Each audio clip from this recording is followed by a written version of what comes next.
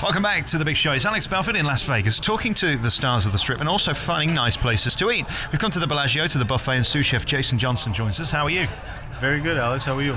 I'm all right, yeah, really good, and had a lovely lunch, because the thing about these buffets is that you've got to keep it fresh, you've got to keep it warm, and you've got to keep it coming, because there's a lot of people. You've got probably the hardest job in cooking, haven't you, really? Well, it is difficult to keep everything looking fresh and presentable for everyone coming in, but we have a team of professionals in the front and even more importantly in the back of the house that are working non-stop 24 hours a day trying to prepare everything and also to fire all the food fresh so everything comes out looking nice and crisp and neat, and when the people approach the buffet, not only does it taste good, but everybody eats with their eyes before they eat with their mouth, so it looks good also. It's a difficult job, isn't it? Because you've got a big turnover of people coming in, and some people just want a quick rush lunch, other people want to spend an hour or two just sat here enjoying themselves. What are the rules then? How long does the food stay out? How much food is there? Give us some facts and figures. Well, our food generally stays out. I think the average lifespan of one of the items on a buffet, it'll sit out there for about 30 to 35 minutes. On a busy day, it's less. On a slower day, it's a little longer than that. But typically, about between 4,000 and 5,000 people will come through our doors every single day.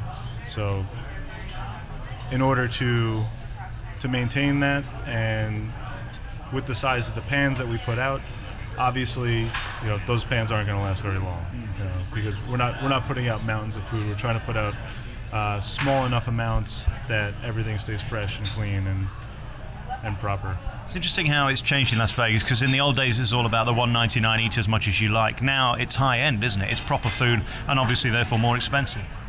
Well, there's a couple of the $1.99 or $4.99 buffets still scattered about Las Vegas. I'm very happy to say that we're not one of those, and every night we put out Kobe sirloin on one of our carving stations. We regularly have rack of lamb, duck breasts. We like to keep it more on the higher end and try to attract a more culinary and type personality to our buffet. And there's a choice of everything. There's breakfast at lunch, there's pizzas, there's burgers, there's salads, and then you've got Asian food as well. Some of it's to my taste and some of it not, but the point being you can pick and choose.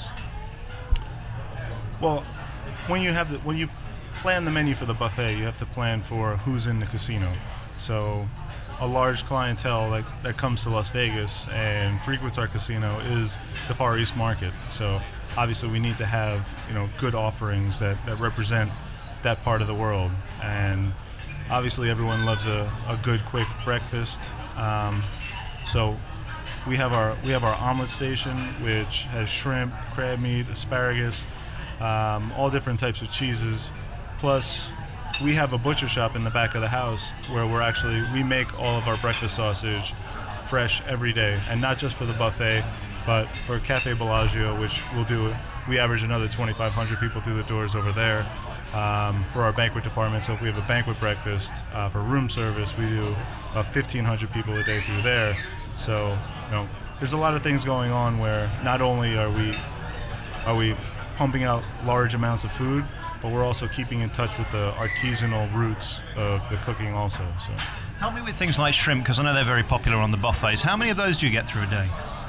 Shrimp, we go through about 200 pounds of shrimp every single day. Wow. So it's a job of keeping up and sourcing the food. Is that important where you get it from and keeping it seasonal as well?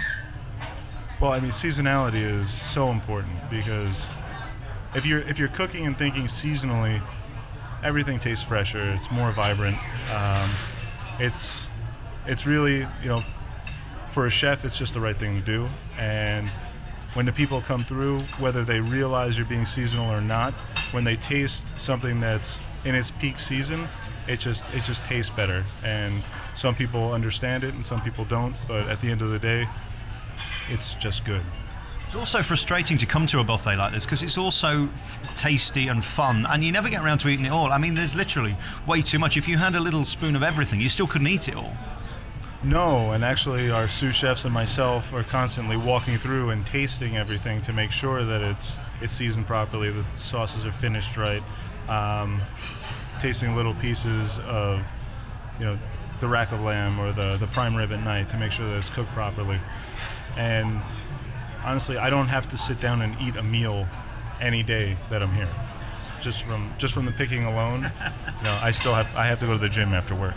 I suppose it's like being in Africa, isn't it? Being one of those lines, just all day you're grazing on the food that you make. Yeah, I'm sure it is. And the desserts, of course, that's a big popular thing here. Everybody enjoys the desserts. You presumably have a dessert chef who looks after and takes care of all of that. Oh, just like with the butcher shop or the people behind the scenes, we have a world-renowned pastry team in the back of the house. And everything that is on our buffet is baked fresh. It's cooked fresh in the back every single day, and they're constantly keeping things fresh and coming up with new ideas and trying to keep it interesting for our clientele. And of course, a lot of the casinos are doing eat as much as you can. Are you trying to offer something different? Because there's going to be a price to pay. If you're offering eat as much as you can all day for that kind of money, surely you can't provide as good a food as you can when you're charging more. Well, I think some of the casinos have gone that route where they're charging one price and you can come back breakfast, lunch, and dinner and eat the same thing. But I think at the end of the day, the clientele and the demographic that we're pointing at, isn't just in it for just coming in and filling themselves up as much as possible. We're looking at it from a more gastronomic, culinarian point of view, and we're trying to push out product that we feel good about and the people can be happy about. And with my own experience, when I go out to eat and I taste something that maybe isn't just a run of the mill, it's a little bit different, I tell people about it. I'm happy about it. It's an experience, and especially in today's day and age with the Food Network and all the magazines, the clientele is more informed. So, and I think that's who we're pointing at here. This is who we're trying to attract, and I think we're being very successful doing it. Vegas wouldn't be Vegas without these buffets. I mean, there's a line as long as it could be outside at the moment for people trying to get in, and it's full inside. All day people are here. Vegas will never lose the buffets, and the buffets will never leave Vegas, will they? No, I don't think so. It's too much of what Vegas is. And I mean, there's one other aspect of what makes our buffet amazing, and that's the people who are serving the food.